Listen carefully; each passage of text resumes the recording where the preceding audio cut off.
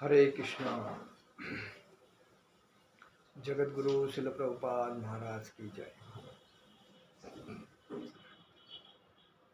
नमो विष्णुपादाय कृष्ण प्रेष्ठाय भूतले श्रीमते भक्ति वेदांत स्वामी नामिने। नमस्ते सारस्वते देवे गौरवाणी प्रचारणे निर्विशेष शून्यवादी पाश्चात्य देश तारणे। जय श्री कृष्ण चैतन्य प्रभु नित्यानंद श्री अद्वैत गदाधर शिवासादि गौर भक्तवृंद। हरे कृष्ण कृष्ण कृष्ण हरे हरे, हरे राम राम राम हरे हरे। जगत गुरु शिल प्रभुपाद महाराज की जय। परम पूज्य लोकनाथ स्वामी महाराज की जय। निताय गौर प्रेमानंद हरि हरि बोल। ओम नमो भगवते वासुदेवाय। ओम नमो भगवते वासुदेवाय। ओम नमो भगवते वासुदेवाय। गुरुवे गौरचंद्राय राधिकाय तदालये कृष्णाय कृष्ण भक्ताय तद्भक्ताय नमो नमः। नमो ब्राह्मण देवाय गो ब्राह्मण हिताय च जगद्हिताय कृष्णाय गोविंदाय नमो नमः। ओम नमो भगवते वासुदेवाय। आज हम लोग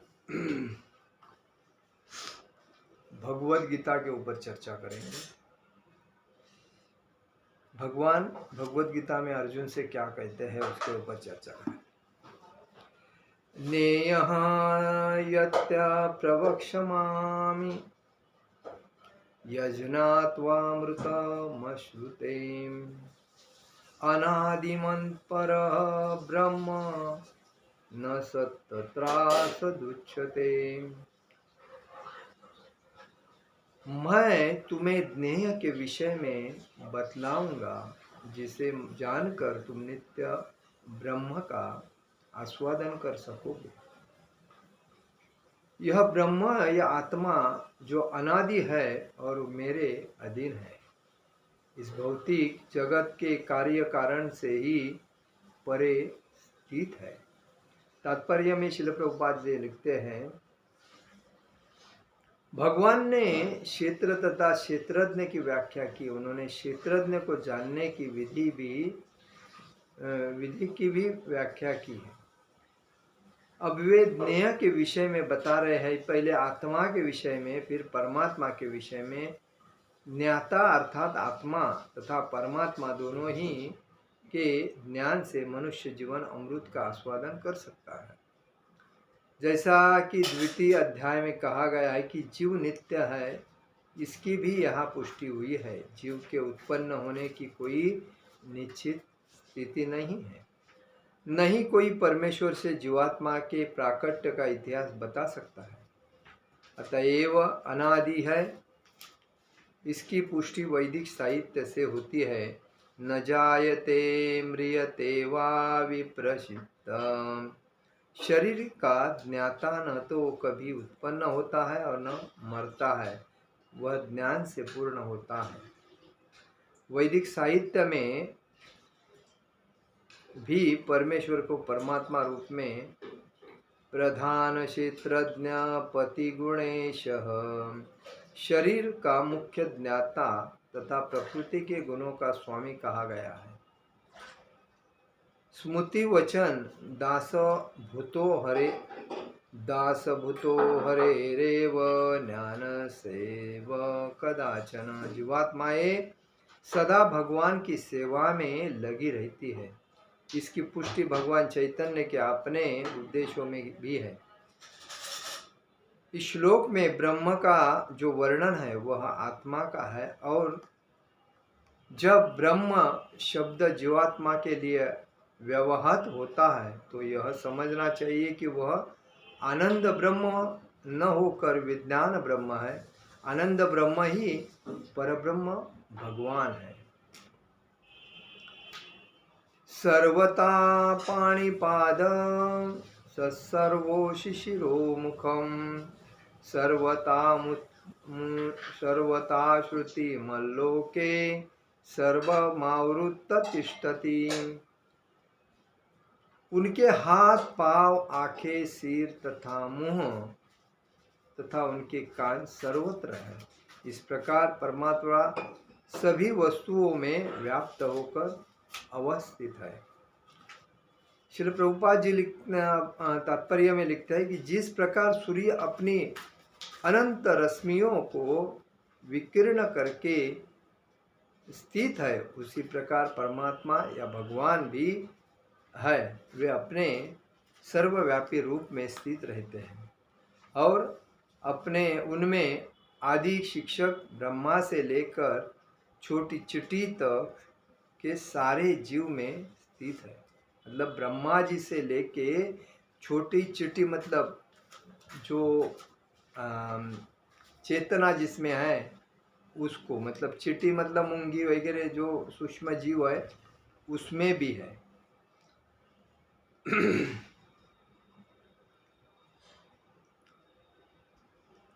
सभी परमात्मा में ही स्थित है। परमात्मा सर्वव्यापक है। आत्मा यह नहीं कह सकता कि उसके हाथ, पांव तथा नेत्र चारों दिशाओं में है। यह संभव नहीं है। यदि वह अज्ञान के कारण यह सोचता है अज्ञान के कारण यही सोचता उल्टा है। इसका अर्थ यही होता है कि प्रकृति द्वारा बद्ध होने के कारण आत्मा परम नहीं है। परमात्मा आत्मा से भिन्न है और परमात्मा अपना हाथ असीम दूरी तक फैला सकता है, किंतु आत्मा ऐसा नहीं कर सकता। भगवद गीता में भगवान कहते हैं कि यदि कोई उन्हें पत्रम, फूलम, पुष्पम, जल अर्पित करता है तो वे उसे स्वीकार करते हैं। यदि भगवान दूर होते तो फिर इन वस्तुओं को वे कैसे स्वीकार कर पाते? तो यही भगवान की सर्वशक्तिमत्ता है। यद्यपि वे पृथ्वी से बहुत दूर है, अपने धाम में स्थित है, तो भी वे किसी के द्वारा अर्पित कोई भी वस्तु अपना हाथ फैलाकर ग्रहण कर सकते हैं। यही उनकी शक्तिमत्ता है। ब्रह्म संहिता में कहा गया है कि गोलोक एव निवसत्य खिलात्मभूताम। यद्यपि वे अपने दिव्य लोक में लीला रत रहते हैं, फिर भी वे सर्वव्यापी हैं। आत्मा ऐसा घोषित नहीं कर सकता कि वह सर्वव्यापक है। अतएव इस श्लोक में आत्मा जीव नहीं अपितु परमात्मा भगवान का वर्णन हुआ है। देखिए, ओम अज्ञानतिमिरान्धस्य ज्ञानाञ्जनशलाकया चक्षुरुन्मीलितेन तस्मै श्रीगुरवे नमः। श्रीचैतन्यमनोभीष्टं स्थापितेन भूतले स्वयं रूपकदा महं ददाति स्वपदान्तिकं वन्देह श्रीगुरुवैष्णवं। सागरात् सहगण रघुनाथं तप्तं जीवं साधुत्वं सावधूत परिजन कृष्ण चैतन्य देव श्री राधा कृष्ण पादान सहगण ललिता विशाखान्वितांच। हे कृष्ण करुणा सिंधु दीन बंधु जगतपते गोपेश गोपिका कांत राधा कांत नमोस्तुते। जय श्री कृष्ण चैतन्य प्रभु नित्यानंद श्री अद्वैत गदाधर शिवासादि गौर भक्तवृंद। हरे कृष्ण कृष्ण कृष्ण हरे हरे, हरे राम राम राम हरे हरे। देखिए, इसमें क्या कहा गया है कि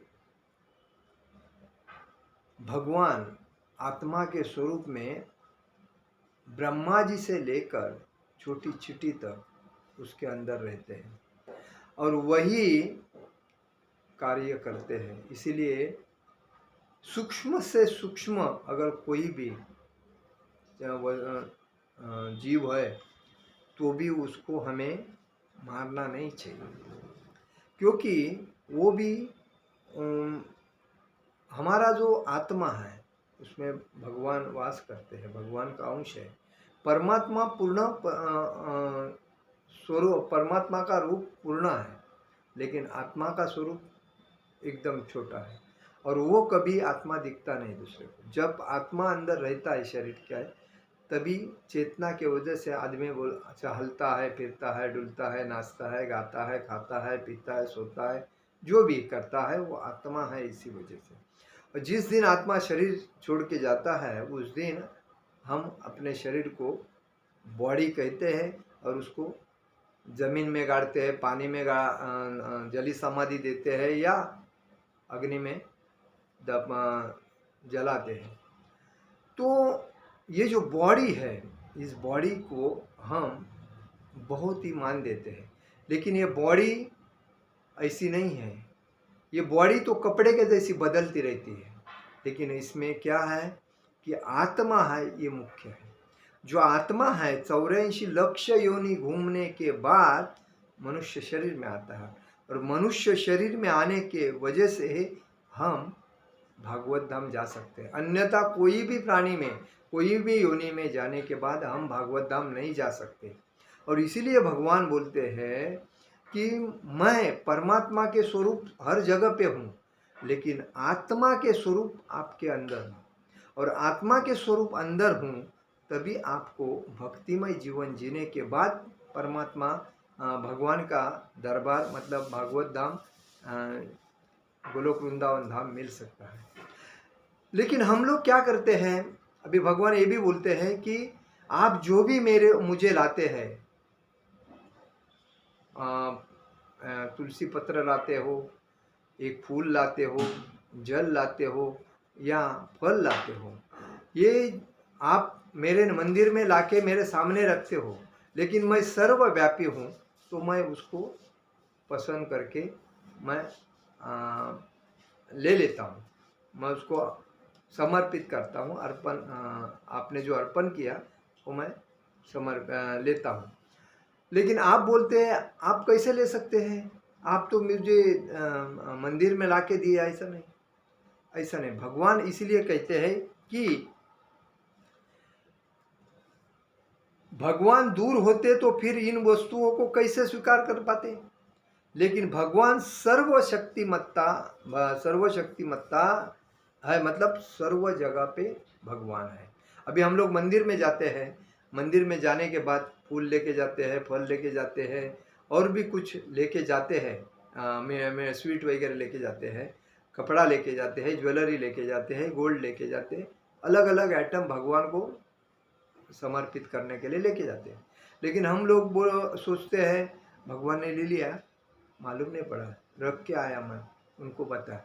लेकिन भगवान कान से भी, आँख से भी, नाक, मतलब हर जगह से उसको ग्रहण कर सकते हैं। ऐसा नहीं कि मनुष्य जो है वो खाली हाथ से लेगा, मुंह पे खा ले, ऐसा नहीं। भगवान की इंद्रियां करोड़ों है, कैसे भी उसको ले सकते हैं। तो इधर यही बताया कि सर्वम शक्तिमत्ता है, यद्यपि वे पृथ्वी से बहुत दूर अपने धाम में भी स्थित है, तो भी वे अर्पित कोई वस्तु अपना हाथ फैलाकर ग्रहण कर सकते हैं। मतलब अगर वो अनंत कोटी ब्रह्मांड नायक म्हणजे अनंत कोटी ब्रह्मांड आहेत, हर ब्रह्मांड में भगवान अपनी लीला करते रहते हैं, और हर जो व्यक्ति है अपने कर्म के अनुसार उसको अगला शरीर मिलता है। जैसा कि अभी कोई व्यक्ति है, वो भगवान की भक्ति करता है, दिन रात भक्ति में आनंद पाता है, कभी माया के जाल में नहीं फंसता है, कोई लालच में नहीं जाता है, खाली भक्ति करता है, आनंद रहता है, वो 101% भागवत धाम जाएगा। और जो व्यक्ति भक्ति करता है लेकिन माया के जाल में फंसा है, लेकिन उसको माया की वजह से उसके और सपने हैं, वो भागवत धाम में नहीं जाएगा, वो वापिस पुनर्जन्म में आएगा, कोई योनि में जाएगा। क्यों? उसकी इच्छा पीछे है। तो भगवान यही बोलते हैं कि जो व्यक्ति मुझे कुछ समर्पित करता है वो मैं ये करता हूँ, क्या? अर्पित कोई भी वस्तु मैं ग्रहण करता हूँ। तो ये बात है। कहने का मतलब है, आज मैं एक जगह पे गया था, एक भक्त ने हमें आमंत्रण दिया था। वो भक्त ऐसा है कि उसने देखा कि जो भक्त होते हैं वो उनका इनकम सोर्स नहीं होता है, उनको इनकम सोर्स नहीं होने के वजह से प्रसाद का थोड़ा प्रॉब्लम हो जाता है। ये भक्त ने क्या किया कि अपना जितना रिटायरमेंट का जो पैसा था, प्रॉपर्टी का जो पैसा था, जो भी था, उसे इकट्ठा करके एक ज़मीन लेके उधर बड़ा एक 2 माले का आश्रम खोला, और वो आश्रम में उसने सभी वैष्णव को बुलाया, वैष्णवी को बुलाया, और उनको प्रसाद उधर होम रखा। होम करने के बाद उनको सबको प्रसाद खिलाया और उनको कहा कि आज के बाद हर वैष्णव हर वैष्णवी यहाँ आके प्रसाद ग्रहण करेगी मुफ्त में, और वो भी कोई टेंशन नहीं लेना है, टाइम पे आना है, प्रसाद ग्रहण करना है, जाना है और अपने भक्ति के ऊपर ध्यान देना है। भक्ति में कोई भी चीज़ की ज़रूरत पड़ी हमें कहना है, हम आपको मदद करेंगे, लेकिन आपके भक्ति में आपकी उन्नति होती रहे और हमें उसका थोड़ा आनंद मिले। वही भक्ति का आपका आशीर्वाद हमें चाहिए, बाकी कुछ नहीं। मतलब कितना बड़ा दिल है इस व्यक्ति का, भक्त का। क्योंकि और दूसरी बात, उसने जब प्रसाद भी दिया और प्रसाद देने के बाद जब वैष्णव बाहर आए तभी उनके हाथ में एक पॉकेट रखा, मतलब इन्वॉल्व, उसके अंदर कुछ रखा होएगा, तो वैसा। तो ऐसे जो वैष्णव होते हैं इनका आत्मा शुद्ध होता है, मन बड़ा होता है, और वही ऐसा आचरण हर व्यक्ति जिसके पास पैसा है उस व्यक्ति ने ये आचरण करना चाहिए। अपने गांव में एक मंदिर बनाना चाहिए, मंदिर बनाने के बाद उधर एक आश्रम जो रहता है मंदिर का, उस आश्रम में सभी को बोलना चाहिए, आइए सब लोग आइए, ये टाइम पे हम प्रसाद बनाएंगे, प्रसाद खाओ, आनंद से रहो, और प्रसाद कपड़ा आपको मिलेगा, और भक्ति में जहाँ ध्यान दे दो। जब एक व्यक्ति भक्ति खुद के लिए करता है, लेकिन हजारों व्यक्ति जब एक जगह पे जाते हैं तो भगवान वहाँ वास्तव करते हैं, और भगवान वास्तव करने की वजह से उसको कोई चीज़ की कमी नहीं पड़ती है। आशीर्वाद तो आशीर्वाद, उसका धाम में, मतलब भागवत धाम जाना निश्चित है, और उनके साथ वो भक्तों के साथ भी उठना बसना होता है। तो भगवान के भक्त में और भगवान में क्या फ़र्क है? भगवान के वो जो अध्याय है, जो ग्रंथ है, उसमें और भगवान में कोई फर्क नहीं है। तो कहने का मतलब है कि हमें जिन जिन लोगों के पास भले वो गलत मार्ग से पैसा आया है, ईमानदारी मार्ग से पैसा आया और अपने प्रॉपर्टी का पैसा है, तो वो पैसा हमें ऐसे भक्तों के जीवन में समर्पित करना चाहिए, अर्पण करना चाहिए। और मैं आज देख रहा हूँ कि बहुत से लोग, जो गाय होती है उसको चरने के लिए ज़मीन कमी है, लेकिन लोग अपनी अपनी ज़मीन बेचते हैं, बेचने के बाद उधर बिल्डिंग खड़ा करते हैं, 1 माले का, 2 माले का, 3 माले का, और सीमेंट का जंगल बनाते हैं। और सीमेंट के जंगल के वजह से सब हर जगह पे गर्मी गर्मी गर्मी गर्मी हीट तैयार हो जाती है, और जो पेड़ है उसको काटने के वजह से ये लोग खुद के लाइफ की पूरी वाट लगा के लेते हैं। क्यों? जब पेड़ रहेगा तो ऑक्सीजन मिलेगा और शुद्ध हवा मिलेगी, और जिधर पेड़ ही नहीं है, खाली सीमेंट का ही कंक्रीट है बिल्डिंग, तो आदमी कैसा जिएगा? इलेक्ट्रिक जीवन में, वायु में आदमी पूरा बर्बाद हो जाएगा। उसके पीछे 35 साल के बाद या 40 साल के बाद उसको पीछे डॉक्टर लगेगा, और डॉक्टर लगने के बाद उसकी लाइफ कितनी रहेगी? अभी इस कलयुग में व्यक्ति का उम्र 100 साल है।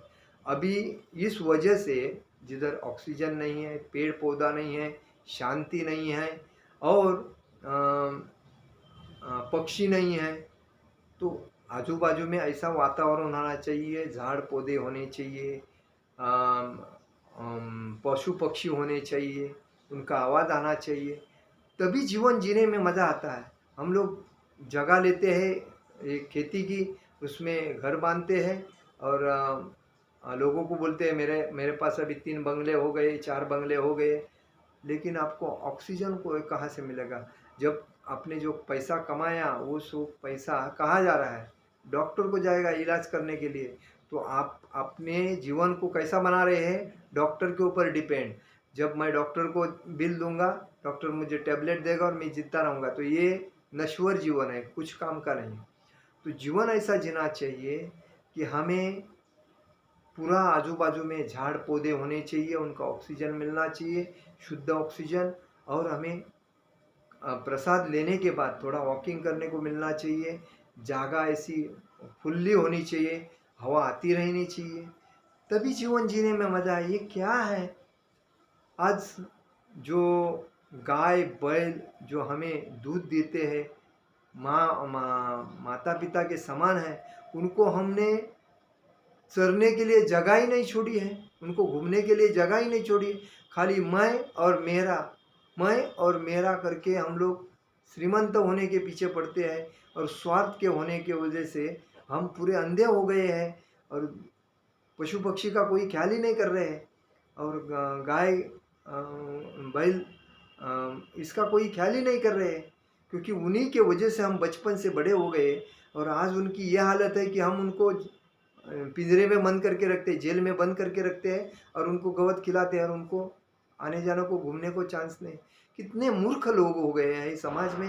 मुझे ये नहीं पता कि आज पूरे पहले ज़माने में गाय बैल ऐसे बिंदास चरते थे। भगवान श्री कृष्ण उनके पास 9 लाख गाय थे। परसों हम लोग गए थे उनके गाय के गौशाले में, तो अभी उधर 11,000 गाय है खाली। 9 लाख गाय, और अभी 1100 गाय है खाली।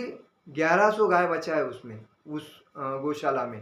पहले भगवान कितने गाय थे? 9 लाख गाय थी, और 9 लाख गाय से कम कम कम कम होते होते 1100 गाय है। तो 1100 गाय को हम लोग देखा उधर, तो उनको भी पिंजरे में बंद करके रखे, मतलब घूमने को चांस ही नहीं। कैसा जीवन है? जब एक आदमी को एक बंदिस्त रूम में रखा जाए और उसको खाना 2 टाइम दिया जाए, तो उसका जीवन क्या है? ये हमको समझता। तो वही गाय और बैल के बारे में हमको समझना चाहिए, पशु पक्षी के बारे में हमको समझना चाहिए। तो कितने मूर्ख है। पैसा हुआ इसका मतलब सब कुछ हुआ नहीं। पैसे की वजह से हम लोग अंधे हो गए हैं, दूसरे का विचार नहीं करते हैं, खास स्वार्थ का विचार करते हैं। उससे मैं बड़ा कितना हूँ, और मेरे पास प्रॉपर्टी कितनी है, कुछ काम की है प्रॉपर्टी। परसों मैं देखा एक 12,000 करोड़ वाला व्यक्ति को सीधा गोली मार के भेज दिया। किधर गई 12,000 करोड़ की प्रॉपर्टी? इधर ही रह गई, वो तो चला गया।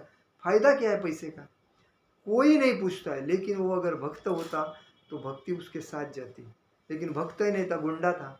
तो ऐसी परिस्थिति में लोगों ने समझना चाहिए कि हम किसकी वाट लगा रहे, खुद की वाट लगा रहे, दूसरे की नहीं। पशु पक्षियों के ऊपर अन्याय करके हम खुद की जो वाट लगा रहे हैं, तो हम ज़्यादा दिन नहीं टिकेंगे। 50 उम्र, 55 उम्र, यही उम्र का दिव्यस रहेगा। 100 साल जीना है तो हमें चारों तरफ से आनंद से झाड़ पौधे मिलना चाहिए। अभी मैं परसों गया था एक जगह पे, मोर जो होते हैं उनको शांत वातावरण लगता है। जो पक्षी रहते हैं उनको शांत वातावरण रहता है, जिधर किसी का आवाज़ नहीं, तकलीफ नहीं। कितने आनंद का वातावरण था। मोर एकदम 25-25, 30-30 मोर एक ही जगह पे थे, क्योंकि उधर वातावरण शांत था, और उधर किसी का आना नहीं, गाड़ी का आवाज़ नहीं, कुछ नहीं। और पशु पक्षी का आवाज़ इतना आनंद था कि एकदम वातावरण एकदम आनंद लगा मेरे। और उसी के बाजू में भगवान श्री कृष्ण की गौशाला थी, जो हम उस शाला में गए थे। तो कहने का मतलब है, हमें ये जो जंगल सीमेंट का लोग जो बना रहे, ये महामूर्ख पापी लोग हैं, अपराधी लोग हैं, जो प्राणियों के ऊपर, पशुओं के ऊपर अन्याय कर रहे हैं और खुद का स्वार्थ साध रहे हैं। तो अभी भी लोगों के ऊपर टाइम है, क्योंकि जो अपने पास जो है उसको डेवलप करो, वापस मत बनाओ। और गाय बैल ये पशु पक्षी उनका ख्याल करो, और उसके बाद में जीवन देखो। आपका भी आनंद में जिया जाएगा, उनका भी आनंद जिया जाएगा, आपको उनके वजह से आपको आशीर्वाद मिलेंगे।